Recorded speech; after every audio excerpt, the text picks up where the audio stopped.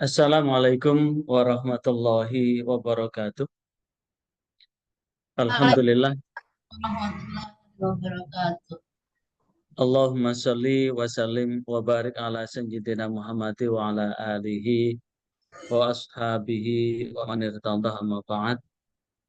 Alhamdulillah, ini adalah merupakan perkuliahan kita yang pertama, yaitu mata kuliah hukum perkawinan Islam. Sekali lagi, hukum perkawinan Islam. Hari ini kita akan masuk di materi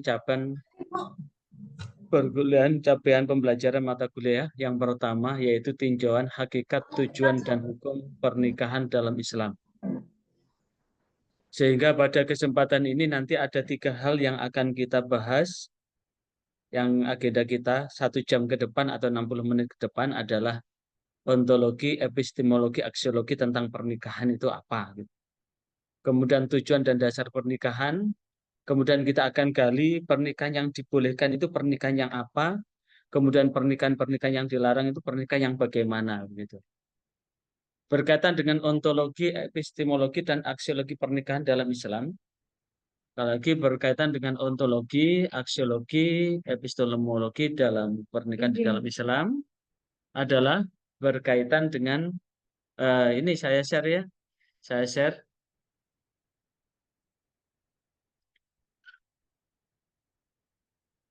aspek ontologi. Sekali lagi aspek ontologi atau di aspek ontologi ini adalah sebuah pernikahan itu ada sisi hakikat hubungan manusia dengan nilai-nilai sebuah pernikahan dan keluarga yang dilakukan antara laki-laki dan perempuan. Belakangan antara perempuan dengan perempuan, antara laki-laki dengan laki-laki, atau bisek. Bisek itu berarti bisa dengan laki-laki sama laki-laki, bisa dengan laki-laki dengan perempuan. Di hakikat hubungan itu. Jadi kalau perkawinan secara umum, maka adalah ada ikatan hubungan di antara mereka. Sehingga mereka membentuk sebuah keluarga lewat pernikahan itu. Tapi dari sisi ontologi secara Islam adalah bagaimana manusia ini mendasari makna hidup keluarga itu dan pernikahan itu, di mana makna hidup berkeluarga dan makna hidup dalam hidup pernikahan akan tetap bersumber pada nilai-nilai Al-Quran dan Al-Hadis serta ijma yang menjadi grand norma bagi umat Islam. Ini dari sisi ontologinya. Sehingga kalau kemudian kita menggali dari sisi ontologi, untuk apa orang menikah? Sekali lagi, untuk apa orang menikah? Menikah untuk cari senang, menikah untuk cari bahagia, menikah untuk cari apa itu PR dan lain, maka tentu dari si ontologi hakikat pernikahan ini akan bisa digali sedemikian rupa bagi orang-orang yang menikah. Kemudian epistemologi, dari aspek epistemologi ini adalah memahami tentang hakikat kebenaran dan pengetahuan yang dapat dicapai oleh akal atas hukum keluarga dan pernikahan, sehingga dengan pernikahan itu dapat dipelihara dengan baik sebagai sarana manusia untuk menunaikan dan cara-cara mewujudkan kehidupannya menuju kehidupan yang bahagia, selamat dunia hingga akhirat. Jadi sisi epistemologi adalah mengajak kita untuk mencari instrumen-instrumen, mencari parameter-parameter yang dengan pernikahan itu akan mendapatkan sisi ketenangan, kebahagiaan, keselamatan yang bersifat hakiki maupun bersifat majazi. Instrumen-instrumen inilah yang disebut dengan epistemologi. Kemudian dari aspek aksiologi adalah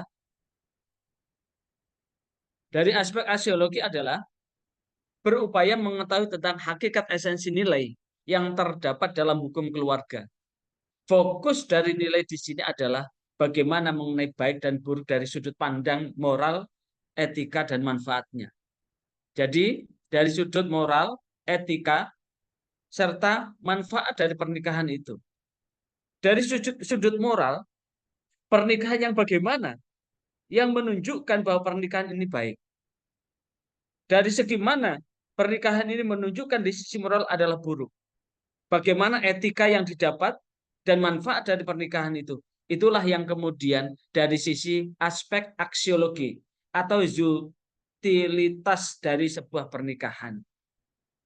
Kemudian, kalau kemudian kita dari aspek ontologi tentang hakikat, saat dihadapkan pada proses ijab kabul atau akdun nikah, akad nikah dari pernikahan, dari kata uzawwijuka ala ma amarallahu bihi min imsakin bima'rufin au tasrihin bi ihsan. Min imsakin bima'ruf, dengan menahan untuk mencapai kebaikan, au tasrihin bi ihsan, atau berpisah secara baik-baik. Maka tentu dari aspek pernikahan yang seperti ini kemudian dilanjutkan dengan uzawwijuka ala ma amarallahu. Uzawwijuka. Lah, proses akad nikah adalah uzawwijuka. Aku nikah, aku uzawwijuka ala ma amarallahu. Aku kawinkan kau atas apa yang Allah perintahkan. Atas apa yang Allah perintahkan. Maka atas apa yang Allah perintahkan, maka tentu dari sisi hakikat, maka sebetulnya yang menyatukan hubungan antara batin satu dengan batin yang lain itu adalah Allah. Wali nikah atau penghulu yang mewakili wali nikah hanya atas nama Allah. Ala ma amarallah. Agar apa? Min imsakin bima'ruf, yang pertama. Yang kedua, autasrihim besan. Autasrihim besan. Maka kemudian dilanjutkan angkah tuka wazawwajutuka. Aku nikahkan dan aku kawinkan. Ada dua kalimat yang tidak boleh dipisah di dalam proses akad nikah itu. Angkah tuka wazawwajutuka. Angkah tuka wazawwajutuka. Aku nikahkan dan aku kawinkan. Apa bedanya antara nikah dan kawin? Maka tentu nikah ini adalah satu proses yang kemudian dilanjutkan dengan syarat dan rukun yang benar, yang dibenarkan di dalam Islam, sesuai dengan apa yang ada di dalam Al-Quran dan tuntunan Rasulullah SAW, sehingga nikah ini adalah bagian yang tak terpisahkan dalam rangka apa? Menyatukan manusia dua jenis. Tentu kata angkah tuka itu adalah menyatukan pasangan suami istri yang dibenarkan. Sekali lagi, menyatukan pasangan suami istri yang dibenarkan. Kalau sudah menyatukan pasangan suami dan istri, laki-laki dan perempuan yang dibenarkan, setelah disatukan dengan angkah tuka, baru wazawwajtuka. Aku halalkan kelamin kalian untuk disatukan. Untuk apa? Untuk saling menikmati dan memberikan kenikmatan. Itu. Jadi kalau kemudian di dalam proses ijab kabul secara ontologi sebetulnya adalah menyatukan laki-laki perempuan yang memang dibenarkan, yang dibenarkan secara syariat, yang kemudian setelah disatukan, maka bagaimana dengan ikatan itu kedua belah pihak saling halal dan menghalalkan untuk saling menikmati dan dinikmati. Itu dari sisi angkah tuka wazawwajutuka. Maka tentu dari aspek itulah yang kemudian kita bisa lebih jauh untuk memahami tentang aspek-aspek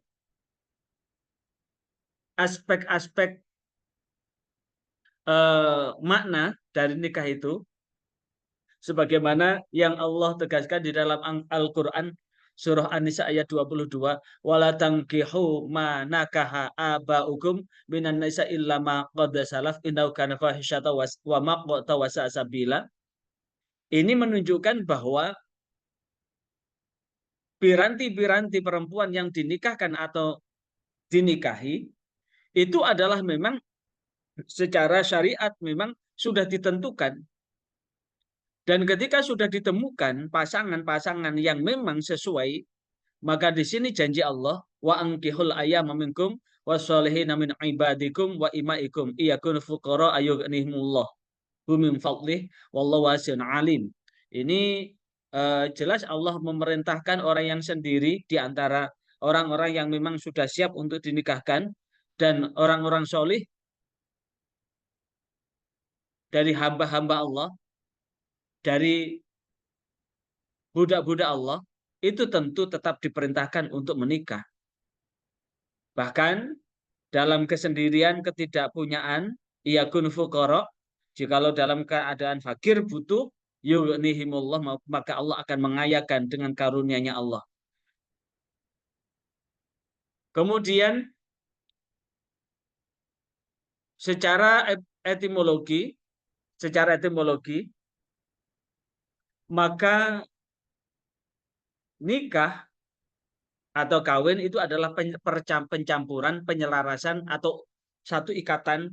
Jika dikatakan bahwa suatu yang dinikahkan itu adalah dengan sesuatu yang lain, itu adalah ada percampuran, ada penyelarasan, ada ikatan antara laki-laki perempuan yang dinikahkan itu. Kemudian setelah ada ikatan, maka secara etimologi yang kedua adalah ada unsur yang menyatukan kedua belah pihak di dalam menghalalkan bagian tubuhnya untuk saling dinikmati. Bisa berupa akad, bisa berupa pelukan. Nah, itulah yang kemudian bagaimanapun juga pernikahan ini adalah bagian dari sunnah para nabi. Sekali lagi, nikah itu adalah bagian dari sunnah para nabi. Kalau kawin adalah sunnah makhluk hidup, sekali lagi, kalau nikah itu sunnah nabi, kalau kawin adalah sunnah makhluk hidup. Kenapa? Kalau kawin sunnah makhluk hidup, karena yang kawin itu bukan hanya manusia. Tumbuhan, binatang itu juga kawin. Makanya kalau kemudian ada peternak sapi, tapi peternak sapi ini tidak punya pejantan, maka cukup memasukkan sperma sapi jantan ke rahim sapi betina dan disatukan menyatu dengan ovum.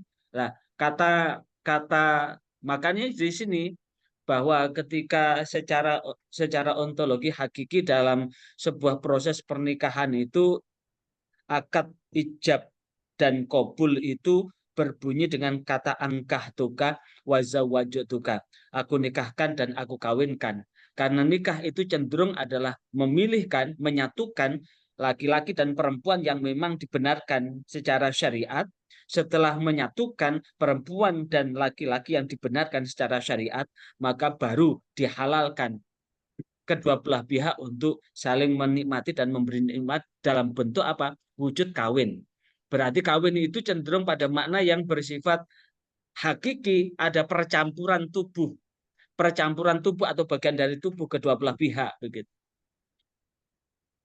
Nah, berkaitan dengan nikah di dalam hadis yang diriwayatkan oleh Imam Tirmidzi, hadis yang ke-1000 di Sunan Tirmidzi, ini bisa dilihat di Sunan Tirmidzi hadis nomor urut 1000. Di situ disebutkan an Abi Shimal an Abi Ayyub, dari sahabat Rasulullah SAW yang mendengar langsung dari perkataan Rasulullah. Ini adalah Abi Ayyub.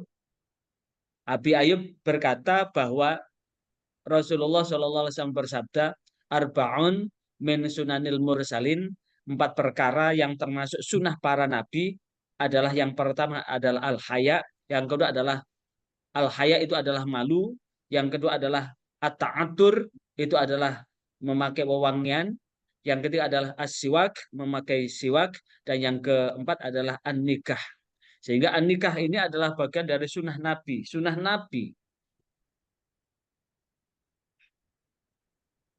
bagian dari sunnah nabi.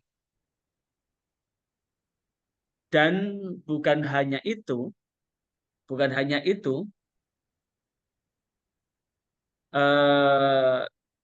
Rasulullah SAW sebagaimana diriwayatkan oleh Imam Bukhari di dalam kitab Sahih Bukhari, hadis yang ke-4675, atazawwajun nisa faman raghiba an sunnati falaysa minni.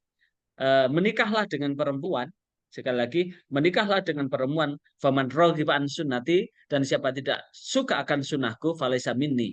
Siapa yang tidak suka akan sunnahku, maka dia bukan termasuk umatku, bukan termasuk golonganku. Ini hadis panjang banget, dimulai dari ada 3 orang yang mendatangi rumah istri-istri Rasulullah. 3 orang ini kemudian bertanya tentang ibadahnya Rasulullah. Setelah Rasulullah setelah istri-istri Rasulullah itu menjawab tentang ibadahnya Rasulullah, maka mereka berkata bahwa ibadah kita tak ada apa-apanya dibandingkan dengan Rasulullah.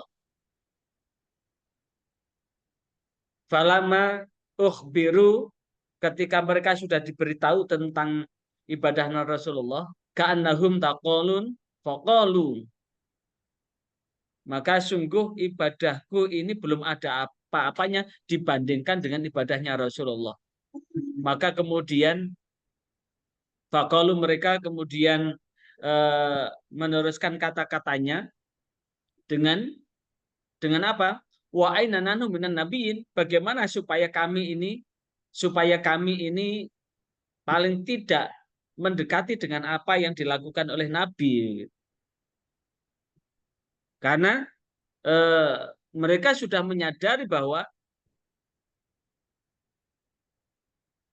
qad ghufirallahu, bahwa Rasulullah ini udah diampuni dosanya. Mata qaddamat, dosa yang terdahulu, min dzambihi, dari dosanya, wa ma ta'akhir, maupun dosanya yang akan datang, karena Rasulullah sudah dijamin maksum. Kalau Rasulullah sudah dijamin maksum, maka kemudian surga tetap menanti, dan 3 orang ini merasa bahwa dia jauh dari itu semua. Maka kemudian satu di antara mereka berkata bahwa supaya kami ini bisa paling tidak mendekati dengan Rasulullah, qala ahaduhum, salah satu di antara mereka berkata, sekali lagi, salah satu di antara mereka itu berkata, apa perkataannya? Perkataannya adalah mereka ingin supaya apa? Supaya dekat dengan apa yang telah dilakukan oleh Rasulullah. Amma ana fa inni usolli lailan. Amma ana fa inni usolli laila abadan. Kalau begitu, saya tak sholat selamanya. Saya tak sholat selamanya. Jadi saya malam ini tidak tidur, saya akan sholat selamanya. Kemudian satu yang lain dari 3 orang itu, ana asumu dahra wala uftiru, saya akan puasa selama-lamanya dan saya tidak akan berbuka. Kemudian yang terakhir dari ketiga orang itu, ana a'tazilun nisa fala atazawwaju abadan. Saya akan menjauhi perempuan dan saya tidak akan menikah selamanya.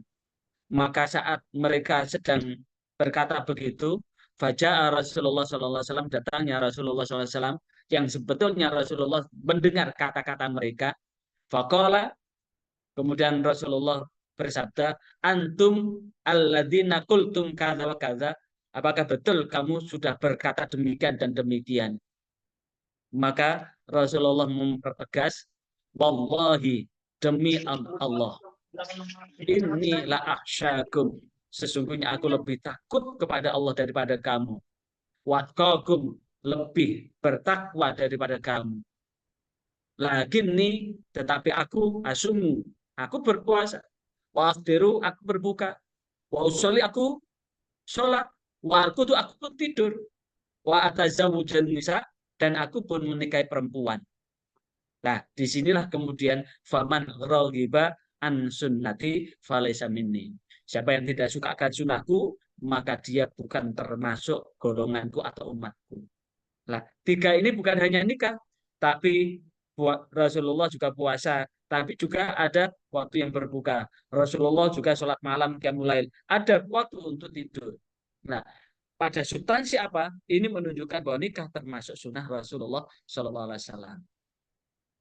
Kemudian dalam hadis yang lain disebutkan di dalam Sunan Ibnu Majah hadis 1838. Di sana disebutkan qala hadatsana Ahmad bin Azhar, hadatsana Adam, hadatsana Isa bin Maimun, anil Qasim, an Aisyah. Ini sahabat yang langsung menceritakan ini adalah Aisyah istri Rasulullah. Qalat, Aisyah berkata, qala Rasulullah sallallahu alaihi wasallam, bahwa Rasulullah sallallahu alaihi wasallam bersabda, an-nikahu min sunati. Nikah itu termasuk bagian dari sunnahku. Apa? Sunnah itu berarti apa yang aku lakukan. Faman lam ya'mal bisunnati, dan barang siapa yang tidak melakukan dengan sunnahku, falaisa minni, maka dia bukan termasuk umatku. Watazawwaju, maka nikahlah kalian, fa inni mukatsiru bikumul umam, karena dengan nikah itu akan menambah umatku dari kamu semua. Wa man kana dzataun, dan barang siapa yang tidak mempunyai uang untuk memberikan belanja, maka solusi yang Rasulullah berikan, fal yangkih, untuk menikah, wa malam yajid, barang siapa yang tidak memilikinya, fa'alaihi bisaum, maka sebaiknya hendaklah kalian berpuasa.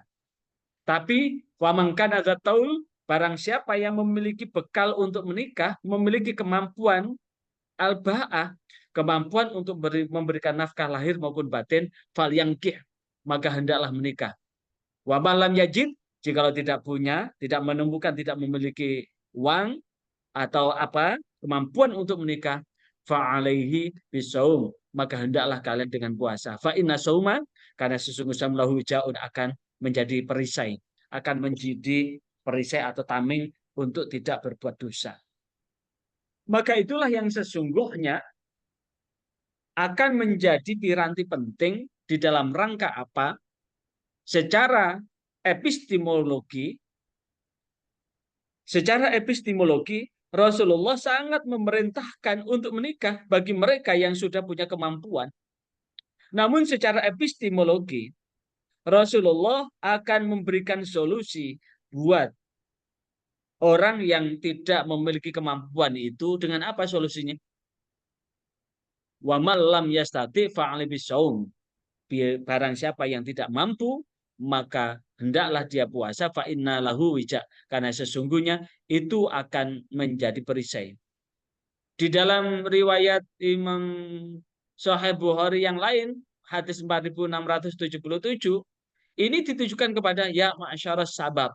Ya ma'syaras sabab, wahai golongan pemuda, manis tata'a bikum, barang siapa yang mampu di antara kalian al-ba'ah. Al-ba'ah itu adalah kemampuan untuk memberikan, menafkahi keluarganya, falyatazawwaj, maka hendaklah menikah. Wa malam yastati, dan barang siapa yang tidak mampu, fa'alaihi, maka hendaklah bisa dengan puasa. Fa innalahu ja, maka itu akan mampu menjadi benteng atau perisai.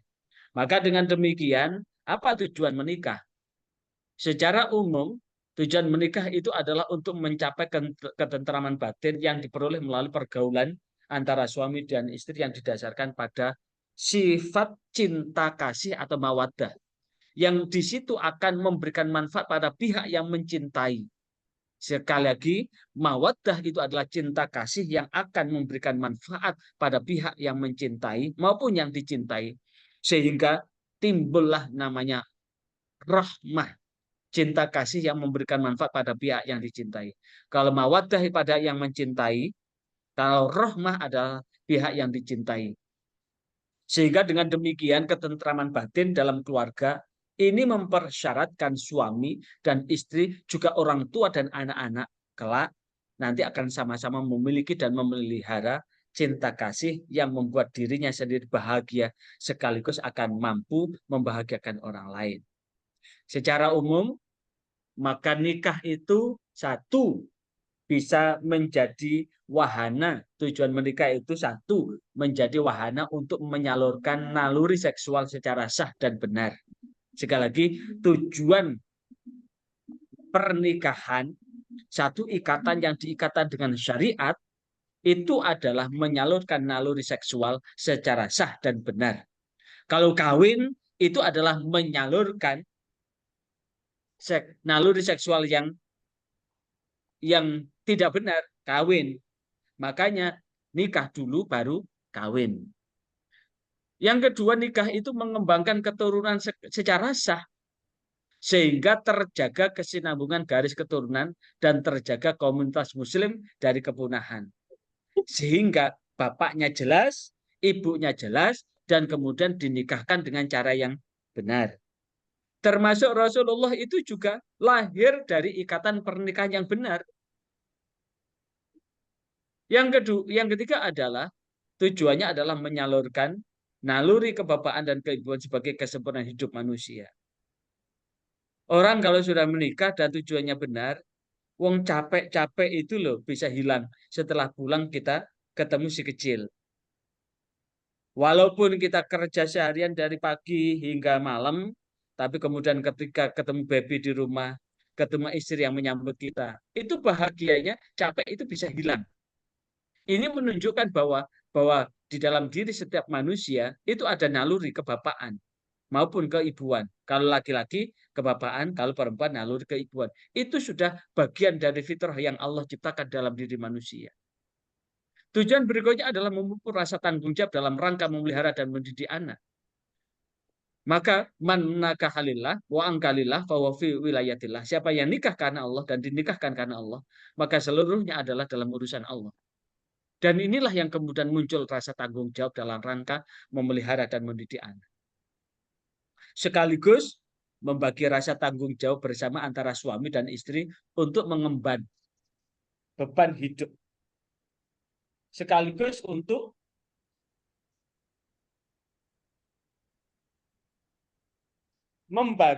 memupuk rasa tanggung jawab dalam rangka memelihara mendidik, membagi rasa tanggung jawab itu bersama antara laki-laki sebagai suami, perempuan sebagai istri untuk apa? Mengemban beban kehidupan ini yang terus menerus. Dan bukan hanya itu, tujuan pernikahan itu adalah menyatukan keluarga masing-masing. Di mana pihak perempuan juga punya keluarga, pihak laki-laki juga punya keluarga. Bagaimana dua keluarga ini bisa menyatu? Lek gelem anake, ya gelem bapak ibu. Lek karo gelem bapak ibu, ya ora usah gelem karo anake. Kenapa? Karena di antara tujuan menikah adalah menyatukan dua keluarga ini. Sehingga hubungan silaturahim akan semakin kuat dan terbentuk keluarga baru yang lebih banyak lagi. Dan yang terakhir, bisa memperpanjang usia loh nikah itu. Fakta menunjukkan bahwa laki-laki yang ditinggal istrinya itu kalau kemudian tidak segera mencari, maka tentu dia akan merana. Kesendirian dan kemeranaan ini akan menimbulkan apa? Posisi batin ini menjadi hampa. Kehampaan batin ini juga mempercepat apa? Mempercepat kematian. Kenapa? Daya imunnya juga tidak sekuat. Karena itulah rasa hidup yang bahagia ini akan menambah imunitas, akan menambah imun di dalam diri ini. Nah, makanya menikah itu juga bagian dari apa? Dari memperpanjang usia. Karena di dalam pernikahan itu akan muncul ketenangan. Nah, inilah kemudian bagaimanapun juga orang menikah itu kan juga punya banyak motivasi, keinginan. Apa motivasi menikah itu? Ya paling tidak tinggal saudara ini dalam sisi yang mana? Kalau menurut Rasulullah di dalam Sahih Bukhari hadis 4700 ini, ada Abi Hurairah radhiallahu an, sahabat yang meriwayatkan langsung dari Nabi adalah Abu Hurairah. Dia menceritakan Nabi SAW dari Rasulullah SAW, beliau bersabda, tungkaul mar'ah, bahwa seorang laki-laki, seorang perempuan itu nikah li arba, bisa sebab 4 hal. Apa 4 hal itu? Bisa 5 liha karena hartanya, wali hasabia keturunannya, wali jamaliha kecantikannya, wali diniha, dan bisa juga karena agamanya. Tapi Rasulullah memberikan instrumen penting di dalam jalinan pernikahan itu secara epistemologi. Rasulullah menyampaikan fadfar bidzatidin, maka menangkanlah dengan alasan agamanya. Karena apa? Taribat yadak. Karena itu akan menjadikan tangan ini tidak berdebu. Makna secara hakiki adalah, makna secara majazinya adalah akan beruntung. Tidak akan menjadikan tangan ini berdebu. Berdebu itu penuh dengan apa? Penuh dengan kesengsaraan. Taribat yadaka, niscaya akan bersih tangan ini. Arti atau dapat diartikan dengan akan beruntung. Nah, ketika menikah karena hartanya, motivasi menikah karena hartanya, maka tentu harta itu akan mengenal habis. Berbicara tentang harta, manusia itu tidak akan terpuaskan dengan harta yang dimiliki. Karena keturunannya, membangga-banggakan keturunannya, maka tentu dia akan terperosok dalam bayang-bayang fata morgana. Karena laisal fata liman yakulu man abahu, bukanlah seorang pemuda orang yang hanya membangga-banggakan orang tuanya. Walakin nal fata, akan tetapi yang dikatakan seorang pemuda adalah may yakulu, yang berkata ha anada, inilah saya. Jadi yang dikatakan seorang inilah saya, bukan siapa bapaknya, siapa orang tuanya. Kalau betul ada orang yang suka membangga-banggakan orang tuanya, berarti dia sebetulnya seperti layang-layang. Begitu layang-layang itu putus benangnya, ya dia akan melayang begitu. Dia tidak punya ketegaran dan keteguhan, tidak punya daya juang yang kuat di dalam memperjuangkan kehidupannya, karena yang dibanggakan orang tuanya. Wali jamaliha karena kecantikan, kalau motivasinya karena kecantikan, cantik itu relatif. Cantik-cantiknya perempuan itu di usia 20 sampai 30, di atas 30 sudah mulai berkurang. Apalagi di atas 50, 60 itu sudah mulai berkurang. Sudah turun mesin 1 kali, 2 kali itu sudah mulai berkurang. Maka disinilah sesungguhnya kalau motivasinya hanya kecantikan, maka kemudian bisa karena ketika kecantikan hilang akan timbul perselingkuhan. Walidiniha karena agamanya. Lah, pilihan dari Rasulullah secara epistemologi adalah fadfar bidzatidin. Maka menangkanlah dengan alasan agamanya, karena dengan alasan agama itu adalah taribat yadak. Itu berkaitan dengan motivasi tujuan orang untuk menikah. Kemudian sekarang bagaimana pernikahan-pernikahan yang dibolehkan? Maka pernikahan yang dibolehkan itu adalah pernikahan yang syarat dan rukun nikahnya telah terpenuhi. Sekali lagi, nikah yang syarat dan rukun nikahnya telah terpenuhi. Wali nikahnya bagaimana? Kemudian mempelainya bagaimana? Jadi dimulai dari apa? Kedua mempelai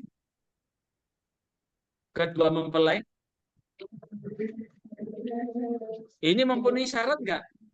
Pihak laki-laki yang menikah dengan perempuan memenuhi syarat nggak? Perempuan yang dinikahi memenuhi syarat nggak? Kemudian bagaimana wali nikahnya memenuhi syarat nggak? Dua orang saksi memenuhi syarat nggak? Kemudian baru dilanjutkan dengan ijab dan qabul. Jadi kalau ini memenuhi syarat dan rukun ini sudah memenuhi, maka inilah yang kemudian akan menjadikan pernikahan itu boleh dan sah. Baik menikahnya secara monogami maupun poligami, asal syarat dan rukun yang memenuhi syarat, maka ini akan masuk di dalam pernikahan yang dihalalkan. Lantas bagaimana dengan pernikahan yang tidak dibolehkan atau pernikahan yang dilarang? Pernikahan yang dilarang. Bagaimana dengan pernikahan yang dilarang? Di antara pernikahan yang dilarang itu adalah nikah mut'ah. Apa nikah mut'ah itu? Nikah yang dengan perjanjian sampai waktu tertentu. Misalkan ada mahasiswa daripada berzina, maka dia menikah di situ, menjalin ikatan, tapi nikahnya sampai lulus. Begitu lulus sudah cerai, sudah pisah. Itu namanya nikah mut'ah. Nikah transaksi itu namanya. Sama dengan ini pergi ke prostitusi itu, makanya ada namanya prostitusi syariah di Jawa Barat itu. Itu kan model nikah mut'ah itu. Jadi nikah dengan kata lain adalah kawin kontrak begitu. Kawin kontrak. Jadi dia dikontrak sekian lama begitu. Mut'ah dengan perjanjian tertentu. Pernikahan yang dilarang berikutnya adalah pernikahan syighar. Pernikahan syighar ini adalah seseorang mengawinkan putrinya kepada orang lain dengan syarat orang itu harus mengawinkan anak perempuannya dan keduanya tidak menggunakan mas kawin. Tukar, barter gitu. Barter. Jadi barter dia dengan harapan dia tidak usah bayar mas kawin karena sudah ini juga tidak pakai mas kawin. Itu namanya nikah syighar. Kemudian nikah muhalil. Apa nikah muhalil itu? Nikah muhalil itu adalah ada seorang laki-laki udah talak bain yang kemudian tidak talak bain yang kemudian dia tidak bisa dikawin lagi, dinikah lagi, tidak bisa dirujuk kecuali dia kemudian dinikah oleh orang lain. Lah, karena masih cinta, dia berusaha mencari laki-laki yang mau menikahi. Lah, ini sama dengan mut'ah juga kan? Jadi katakanlah si A, laki-laki yang bernama A, punya istri si B. Si A ini sudah menceraikan istrinya sampai 3 kali. Tapi kemudian tidak bisa dinikah lagi karena sudah tidak bisa dirujuk. Udah talak bain ini. Bagaimana? Cari laki-laki untuk menikahi. Nah, kalau kemudian mencari laki-laki untuk menikahi dengan harap untuk menghalalkan, maka ini akadnya kan akad mut'ah itu dengan perjanjian sampai waktu tertentu. Setelah itu baru bisa dinikahi. Muhalil itu adalah mencari laki-laki untuk menghalalkan agar bisa dinikah lagi. Pernikahan yang diharamkan adalah nikah dalam posisi berihram. Kemudian pernikahan dalam masa idah ini. Lah, masa idah ini saudara yang saat ini sebagai kepala KUA dan penghulu ini sangat rawan sekali dengan hal ini, pernikahan dalam masa idah ini. Kemudian dengan non-muslim menikah lebih dari seorang perempuan, kemudian poliandri. Poliandri itu berarti perempuan memiliki suami lebih dari satu, pernikahan dengan pezina, pernikahan dengan mahram, pernikahan dengan sesama jenis atau LGBT. Ada lagi yang dilarang ini nikah badal, swinger, tukar menukar istri. Udah, saya kepingin menikmati istrimu, besok tukar ya istrimu sama istriku. Nah, itu namanya nikah badal, itu swinger itu. Kemudian zawajul istibda. Suami memaksa istrinya untuk tidur dengan laki-laki lain sampai hamil. Setelah hamil, istrinya dipaksa untuk kembali pada suaminya semula. Itu di antara nikah-nikah yang dilarang. Maka tentu ini kita bersyukur kita dilahirkan sebagai seorang muslim, kemudian kita dibimbing untuk mampu untuk menegakkan syariat kemusliman kita, dan mudah-mudahan dari apa yang kita lakukan ini bisa menjadi piranti penting di dalam rangka menjaga asa menuju keselamatan yang Allah tebarkan dan Allah janjikan kepada manusia baik di dunia maupun di akhirat. Barangkali ini ada yang bisa kita diskusikan pada kesempatan ini. Silakan, saya persilahkan. Ada yang silakan, ada yang ditanyakan? Ya. Gini Ustaz, sekarang ini dengan adanya pola perceraian yang banyak di Indonesia ini, kemudian ada itu yang memprofesikan dirinya itu sebagai mukhalil. Nah, apakah itu dan bagaimana istilahnya itu kedudukannya Ustaz dalam dia mukhalil nanti pindah lagi, ketika ada itu pindah lagi itu. Dan biasanya di KUA itu bagaimana Ustaz? Apakah memang mereka itu diam-diam untuk tes tanpa diketahui atau gimana Ustaz Ya, menurut pandangan jenengan? Matur nuwun Ustaz. ya. Muhalil itu kan jelas pernikahan yang dilarang kan. Dia tidak ubahnya seperti gigolo itu, pelacur laki-laki itu. Jadi kalau ada laki-laki pekerjaan jadi muhalil itu tidak ubahnya seperti gigolo. Tahu gigolo? Gigolo itu adalah pelacur laki-laki. Karena memang pernikahan yang muhalil itu kan pernikahan yang dilarang. Karena bagaimanapun juga itu juga ada mut'ahnya. Ada perjanjian. Misalkan saudara Sodikin sama saudara siapa begitu. Kemudian datanglah seorang laki-laki, Mas Sodikin, saya ini sudah talak bain sama istriku, padahal aku ini masih cinta banget sama istriku. Karena emosi aja kemarin. Maka saya minta tolong ya Mas, nikahi. Habis itu ceraikan. Ini ijab. Akad yang seperti ini. Kamu nikahi istri saya, habis itu kau ceraikan. Baru boleh diceraikan dan digauli dulu kan. Digauli dulu kan. Begitu Mas Sodikin Oke. loh. Ternyata enak ini. Legit banget gitu itu. Dah saya mbak nggak mau menceraikan. Wong enak-enak begini, wis dinikah udah nggak mau dikasih belanja, sudah cukup untuk meniduri aja. Itu kan juga ironi banget begitu loh. Jadi ironi banget begitu. Jadi kalau terkait dengan praktek begitu sudah jelas itu praktek yang diharamkan itu. Makanya kemudian ketika ada klien yang datang, kemudian klien itu mengatakan bahwa saya ini sudah talak bain, maka diurut dulu. Misalkan ada seorang laki-laki, dia menyatakan kau tak cerai, udah tak pegat kau. Kemudian besoknya tidak ada apa-apa. Besok tak pegat kau. Nah, sampai berkali-kali tak pegat. Nah, tentu ketika ada seorang laki-laki yang berkali-kali mengatakan cerai, perlu digali. Apakah saat dia mengatakan kamu tak cerai, dia pernah rujuk enggak? Atau paling tidak ketika dia kamu tak cerai. Sampai masa idahnya kan 130 hari kan? 130 hari itu ada ijab kabul ulang enggak?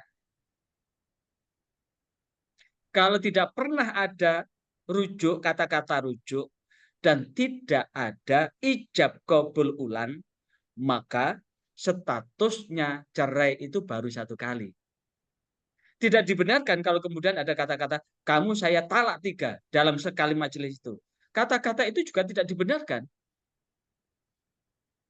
Maka tentu kata-kata bahwa dia sudah ditalak 3 kali, tentu ukurannya adalah dia sudah melalui tahap itu enggak. Apalagi kalau kemudian dihadapkan pada hukum pengadilan, yang dikatakan jatuh talak adalah hakim memutuskan cerai kan.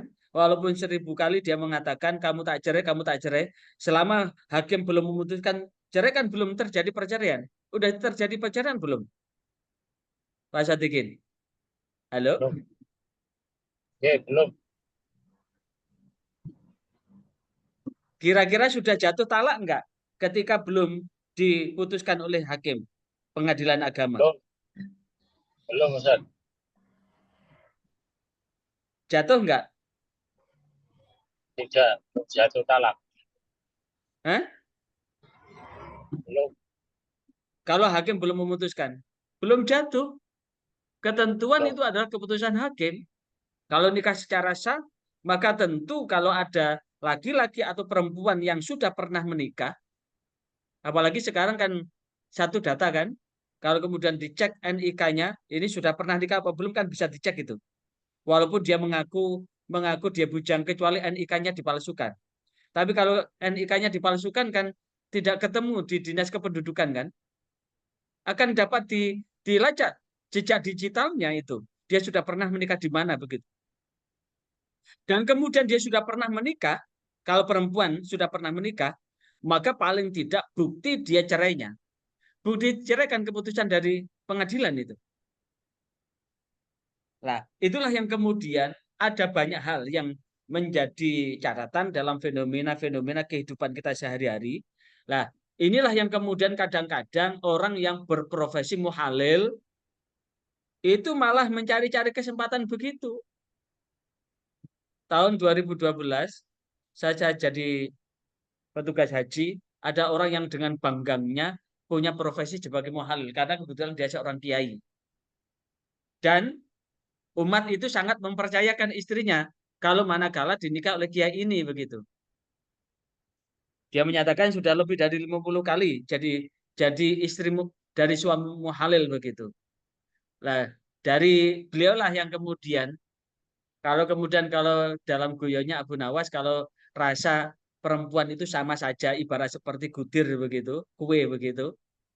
Walaupun dikasih warna merah, kuning, hijau, rasanya tetap rasa gudir, tetap rasa agar-agar, hanya yang membedakan warnanya begitu. Tapi ternyata dari kesaksian Muhalil ini tidak benar kalau semua perempuan rasanya sama. Tidak benar kalau perempuan itu rasanya sama. Boleh namanya mangga, tapi ada mangga macam-macam. Mangga gadung, mangga mana lagi, mangga arum manis, bahkan mangga ada mangga yang kecut, ada yang mangga manis banget begitu. Jadi di diibaratkan seperti mangga begitu. Ada mangga yang kecut, ada yang mangga manis banget begitu. Artinya apa? Dari apa yang saya sampaikan tadi tidak dibenarkan profesi muhalil atau akad yang muhalil karena pernikahan muhalil itu termasuk jenis pernikahan yang diharamkan atau dilarang. Barangkali ada yang lain? Tapi ini Ustaz, ngapunten. Ya, Karena gimana? ketika seorang mau kembali lagi kan tentu ada mukhalilnya Ustaz. Itu bagaimana menjadi satu muhalil yang diperbolehkan itu Ustaz? Lah, kalau kemudian untuk menyuruh istrinya nikah lagi kan dengan harapan supaya dia dapat dinikah kan? Kalau supaya dapat dinikah berarti ada perjanjian bahwa setelah digauli istrinya itu perjanjiannya harus diceraikan. Kalau kemudian perjanjiannya setelah berhasil meniduri perempuan itu setelah akad kemudian ditiduri, digauli, disetubui, maka perjanjiannya kan suruh menceraikan. Kalau kemudian disuruh menceraikan, apa bedanya dengan nikah mut'ah? Karena nikah mut'ah itu adalah pernikahan yang dilakukan dengan perjanjian sampai waktu tertentu kan. Jadi muhalil itu akan terjadi setelah ada pernikahan yang diharamkan berikutnya nikah mut'ah. Kalau hanya sekedar setelah begini, begitu istrinya sudah tidak bisa kembali, maka dia menikah lagi dengan laki-laki lain tanpa ada perjanjian apapun, yaitu tetap nikah biasa, bukan nikah muhalil itu. Apakah nanti akan kembali lagi pada suaminya yang pertama atau tidak pernah kembali, itu adalah menunggu takdir aja. Menunggu takdir aja. Nah, kalau menunggu takdir, ya mati. Lalu gak mati kebuluan, dia mati duluan. Bahasa Jawanya ngaplo itu namanya. Apa? Ngaplo itu Ngaplo. berarti menunggu harapan kosong. Ya. Maka tentu hikmah dari itu semua yang dapat kita lakukan, ya kalau memang cinta ya jagalah emosinya. Orang marah itu kan hatinya tidak enak aja kan. Coba aja kalau hatinya tetap enak, tidak akan marah. Sama dengan bayi begitu loh. Bayi. Bayi itu setiap orang melihat bayi itu kan gemesin gitu loh. Apalagi bayinya itu sehat, lucu, maka tiap orang itu kepingin mencium, kepingin memeluk, kepingin menggendong. Paling tidak ngelus-ngelus kepalanya lah. Lah, syarat supaya tidak marah, supaya menggemaskan tetap menyenangkan, maka tentu kata kuncinya satu, ikhlas. Orang yang ikhlas itu tidak pernah hatinya tidak enak. Orang yang kemudian menyebabkan hatinya tidak enak karena tidak ikhlas. Ya, hati yang tidak enak itulah yang disebut dengan marah. Marah inilah yang kemudian targetnya hanya satu. Menyakiti orang yang dimarahi. Nggak ada ceritanya orang marah itu tidak menyakiti. Kecuali marahnya Rasulullah. Marahnya Rasulullah itu hanya dim. Marah, kalau Rasulullah marah itu diam. Tapi dengan diamnya itu membuat yang didiemin Rasulullah itu, yang didemi Rasulullah itu menjadi tidak enak. Masih ingat marahnya Rasulullah kepada Aisyah sehingga turun fa'inja'akum fasikun binaba'in fatabayyanu, jikalau datang orang fasik dengan berita maka klarifikasilah. Itu karena berhari-hari Rasulullah mendiamkan Aisyah. Tapi secara keseluruhan orang marah itu adalah melampiaskan kemarahan itu. Sehingga lampiasan kemarahan itu bisa berupa kata-kata, bisa berupa perbuatan, bisa berupa sikap, yang itu tujuannya adalah menjadikan terpuaskan perasaan yang tidak enak itu. Maka kata kuncinya satu, dalam situasi apapun kalau kemudian masih cinta ya tetap pada posisi saling memahami, tidak ada manusia yang sempurna. Itu Pak Sotikin. Yang lain, Oke, monggo. Pak Setiawan. Ada yang lain? Sedikit Ustaz, mau Ya, tanya ini ya masalah silakan. masa iddah. Sekarang yang terjadi di KUA adalah masa iddah untuk laki-laki atau yang kita kenal dengan simpul iddah. Okay. Sebenarnya iddah itu sendiri untuk laki-laki itu tidak ada. Okay. Nah, tetapi dalam pelaksanaannya di KUA itu diperlakukan untuk masa iddah laki-laki, Pak. Jadi ada beberapa kepala KUA itu yang saklek nggak mau menikahkan laki-laki yang masih dalam masa iddah. Nah, memang ada himbauan, ini sifatnya sebenarnya himbauan Irjen Bimas Islam nomor sekian itu saya lupa ya masalah itu. Tapi ada beberapa kepala KUA yang berani menikahkan, Pak, gitu loh. Jadi tidak sama antara kepala KUA satu dengan yang lainnya gitu. Bagaimana itu seperti itu, Ustaz? Ya. Mungkin itu aja. Ya. Iddah itu hanya berlaku pada pihak perempuan, Mbak. Tidak ada iddah bagi laki-laki itu. Misalkan duha, istrinya meninggal, siang menikah itu tidak apa-apa. Istrinya menikah siang sore, istrinya meninggal sore, malam suaminya menikah itu tidak apa-apa. Karena tidak ada iddah buat laki-laki. Mungkin iddah untuk yang meninggal, ya. Tapi kalau iddah yang bercerai itu diperlakukan di KUA, Pak. Iddah itu hanya berlaku buat perempuan saja. Laki-laki tidak mengenal iddah. Kalau kemudian mensyaratkan iddah buat laki-laki itu namanya mengada-ada. Mengada-ada. Karena iddah itu hanya buat perempuan. Hikmah iddah itu apa? Kenapa iddah itu sampai 3 kali sucian atau 3 kali menstruasi? Itu ternyata cara Allah, kebesaran ayat-ayat Allah. Dan ini sudah diteliti, itu membersihkan rahim perempuan itu tidak bercampur dengan sperma laki-laki lain. Dan itu butuh waktu sekitar 3 kali menstruasi atau 3 kali suci. Ya tarobas nabi bisalah satu kuruk. dengan 3 kuruk.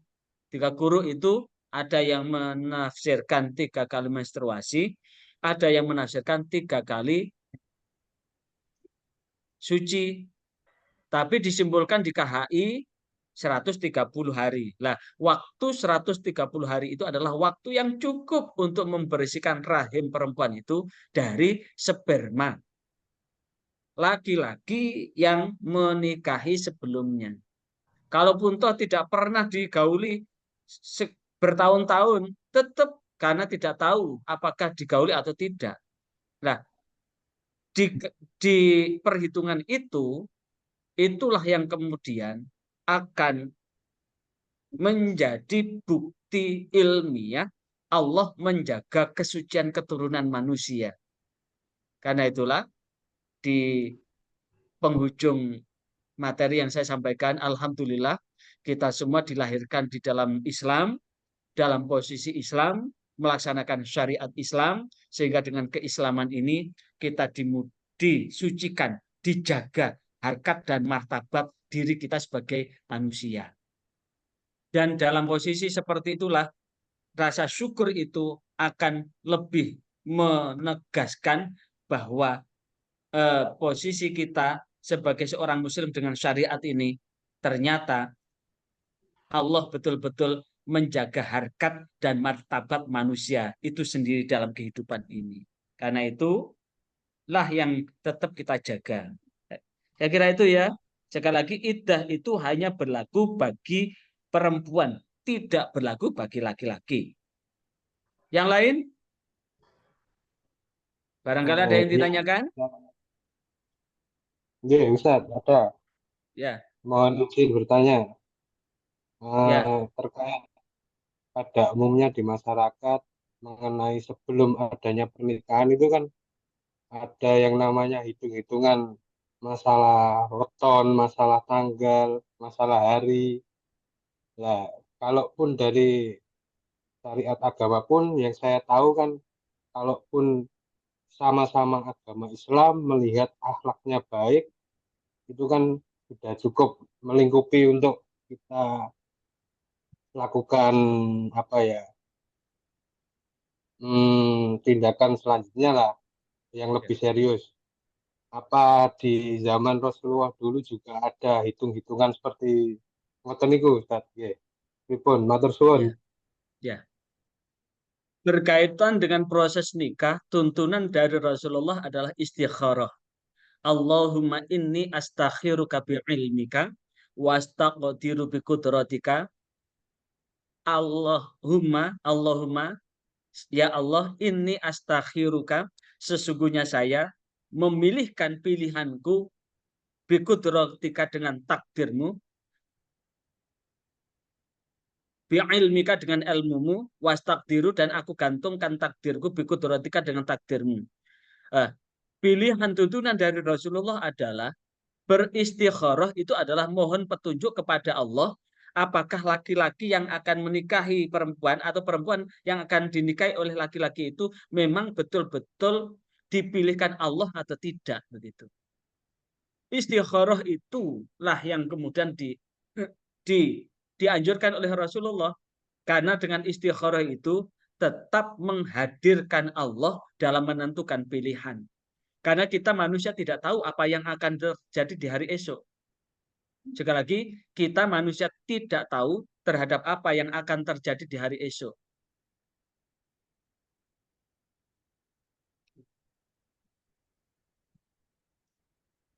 Ketidaktahuan itulah yang kemudian akan dilalui dengan apa? Istikharah.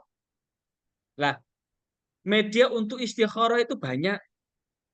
Ada istikharah dengan sholat, ada istikharah dengan membuka mushaf Al-Quran, ada istikharah dengan menghitung perwataan. Nah, terkait dengan menghitung perwataan, ini sudah saya kontemplasi, kemudian saya cocokkan dengan saya koreksi dengan beberapa pengalaman selama 14 tahun saya di KUA. Sejak awal saya masih menentukan pilihan itu dengan istikharah. Tapi saya coba iseng aja. Mencoba dengan ngitung-ngitung dengan cara menghitung perwataan weton. Ternyata rata-rata mereka yang lanjut bercerai, dan perceraian itu tidak bisa diselamatkan, yang memang ketemunya tiba perwataannya disatukan itu tidak menyatu, tiba pegat. Ada yang tiba sujana, perselingkuhan. Lah itu kalau sudah tahu energinya begitu dipaksakan, ya begitu. Artinya apa? Ini adalah cara khazanah yang ada di masyarakat Muslim Jawa. Sekali lagi, khazanah yang ada di masyarakat Muslim Jawa, yang di situ mencoba melihat dari perwataan yang ada, karena setiap manusia itu dilahirkan dengan apa? Dengan potensi watak. Ibarat ini tahu, saya sekarang ini sedang minum kopi ya. Kopi ini adalah campuran antara kopi dengan gula. Kalau kopi dan gula dicampur, kalau diminum, coba ya, jadinya enak. Beda dengan kopi dicampur dengan racun, jadinya juga enggak manfaat. Air yang ada di hadapan yang saya tunjukkan ini adalah gabungan unsur hidrogen dan oksigen. Tapi komposisi hidrogennya 2, H2O. Hidrogennya 2, kemudian oksigennya 1, sehingga setelah disatukan menjadi air. Maka tentu komponen-komponen Allah sudah memilihkan berjodoh-jodoh. Nah, perjodohan itu bisa istikharahnya dengan apa? Bisa dilihat wetonnya. Setelah wetonnya disatukan, cocok enggak? Nah, saran saya ini menjadi apa ya? Menjadi perhitungan pertama lah.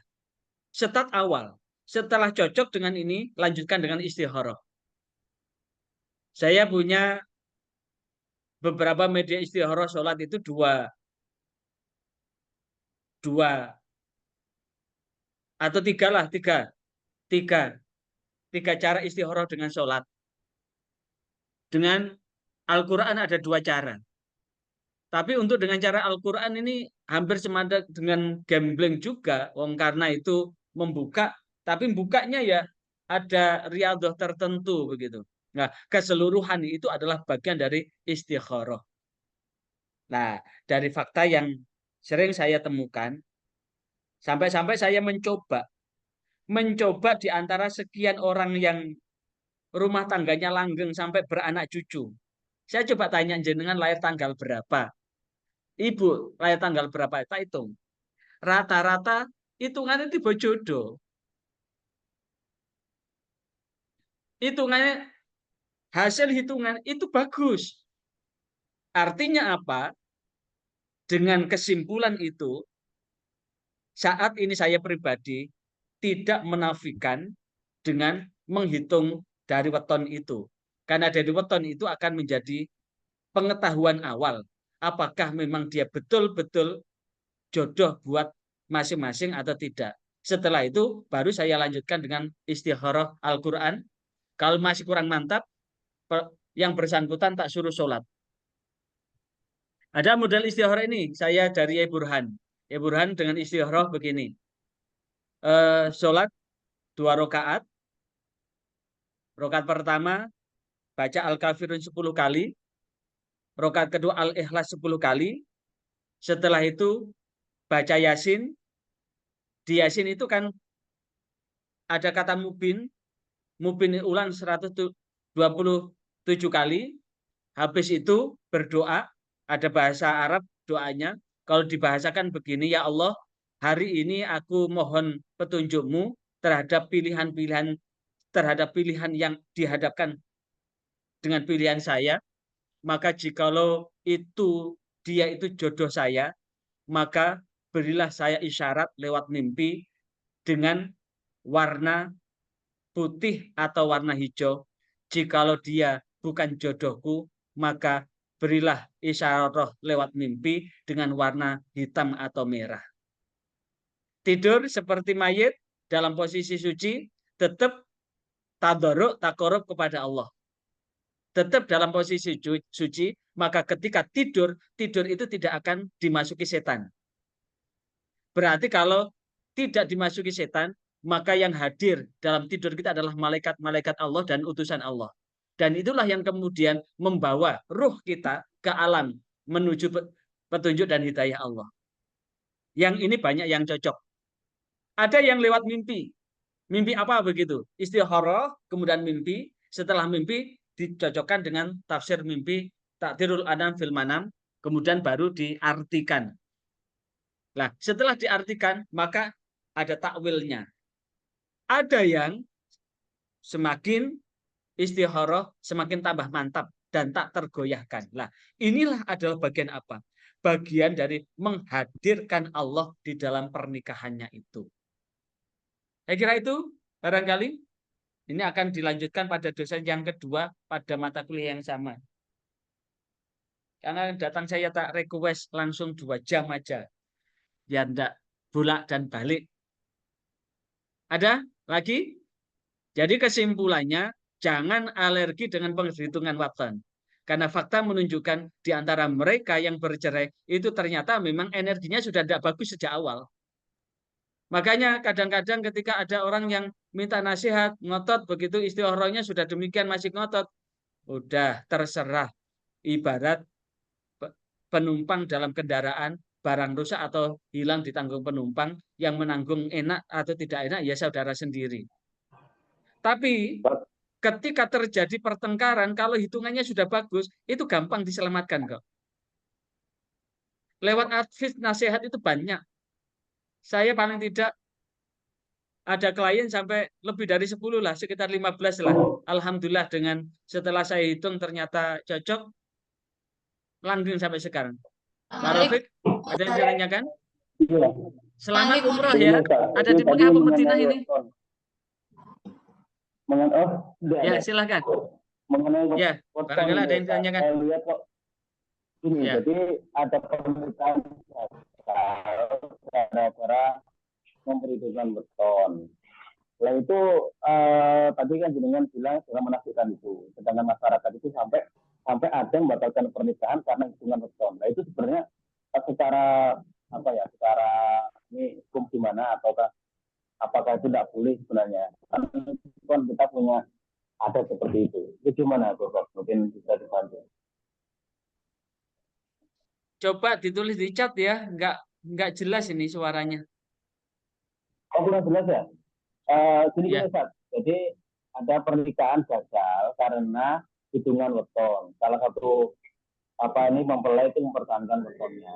Sedangkan dalam Islam, sepengetahuan saya itu pernikahan bukan berdasarkan weton, tapi berdasarkan ada 4 kan, 5 jamaliha, wali nasabiha, itu kan, dan sampai di dunia itu kan ya. Nah itu bagaimana kita menyikapi kondisi di sana, karena memang masyarakat ada yang seperti itu, kan kasihan udah kadang seneng tapi orang tua memaksa untuk tidak jadi karena beton gitu. Gitu Ustaz kira-kira. Pertanyaannya nggak jelas. Coba sekali lagi diulang lagi. Itu lagi ya. Jadi di masyarakat ada orang yang pernikahan gagal karena pemperhitungan weton. Nah, sedangkan pernikahan itu biasanya kan berdasarkan li maliha, li jamaliha, li nasabiha, wali dunya. Nah, bagaimana mengatasi masyarakat yang sudah membatalkan pernikahan gara-gara weton, hitungan weton, Ustaz?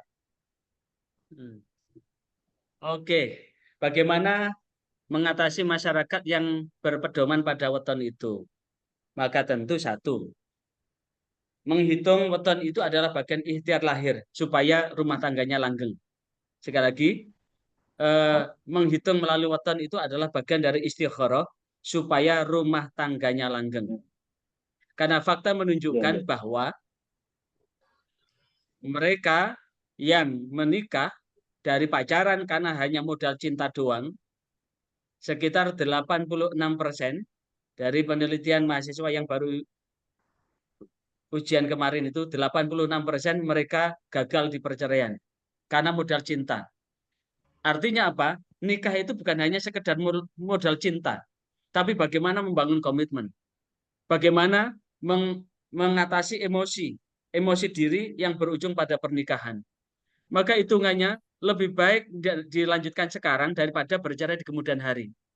Kalau bercerai di kemudian hari akan meninggalkan janda dan duda. Kalau janda bisa cari duda lagi. Kalau duda bisa cari janda yang lebih muda lagi, jamur. Janda muda usia remaja. Bagus. Tapi anak tidak akan bisa mencari pengganti bapak ibunya yang berpisah. Ini yang perlu dipertimbangkan. Jadi anak tidak akan bisa mencari bapak ibunya yang sudah berpisah. Bahkan banyak ibu tiri yang hanya cinta pada ayahnya saja. Banyak ayah tiri yang hanya cinta ibunya saja. Nah, tidak perhatian pada anaknya. Dan ini yang jadi korban adalah anak. Maka tentu dalam posisi seperti itu, ini sebagai pembahasan awal. Tapi jika tetap memaksa bahwa ini cintanya sudah betul-betul besar, kalau tidak menikah lebih baik mati, pegang komitmen itu.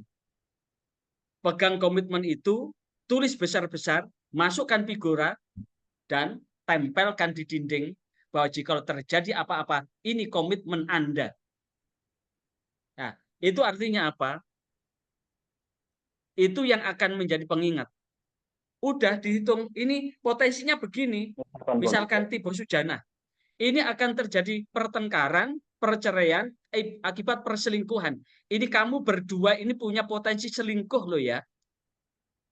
Jika ternyata terjadi betul, ini komitmen Anda.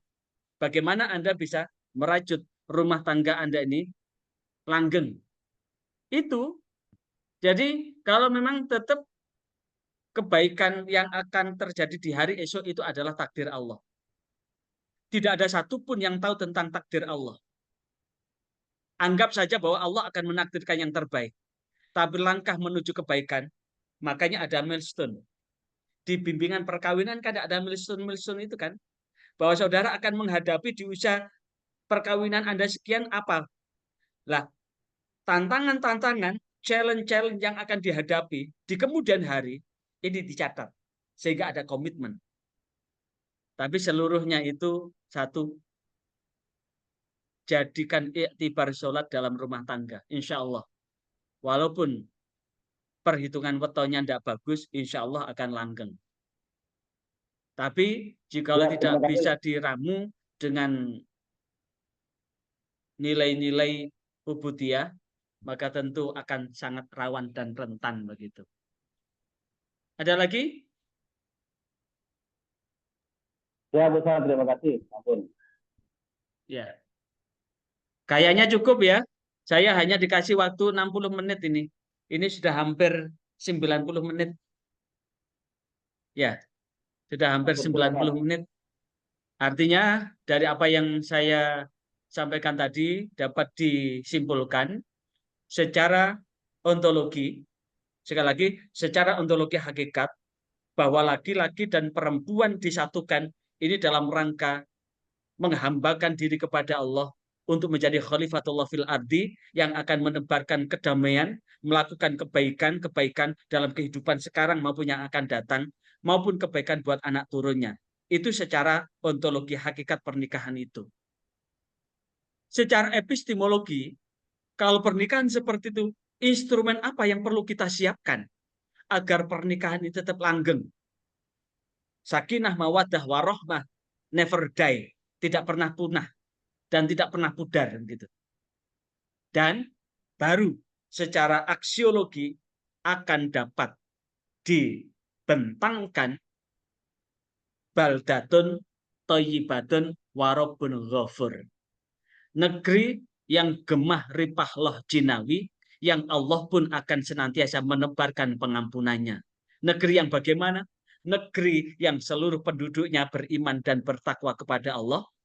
Negeri yang beriman dan bertakwa kepada Allah itu adalah berisikan keluarga-keluarga yang beriman dan bertakwa kepada Allah. Satu aja yang tidak beriman dan bertakwa akan menyebabkan musibah yang besar buat negeri itu. Sekali lagi, satu aja yang tidak beriman kepada Allah akan menyebabkan negeri itu mendapatkan musibah, ujian, dan cobaan dari Allah Subhanahu wa Ta'ala. Maka dengan perkuliahan ini, mudah-mudahan ada guna dan manfaatnya hingga Allah berkenan memberikan bimbingan dan maunahnya buat kita semua untuk menuju keridhoannya hingga akhirat. Saya kira itu. Subhanakallahumma wa bihamdika asyhadu an la ilaha illa anta astaghfiruka wa atubu ilaik. Jangan tinggalkan karena masih ada dosen berikutnya yang akan meneruskan dari materi mata kuliah ini. Sekian, wassalamualaikum warahmatullahi wabarakatuh.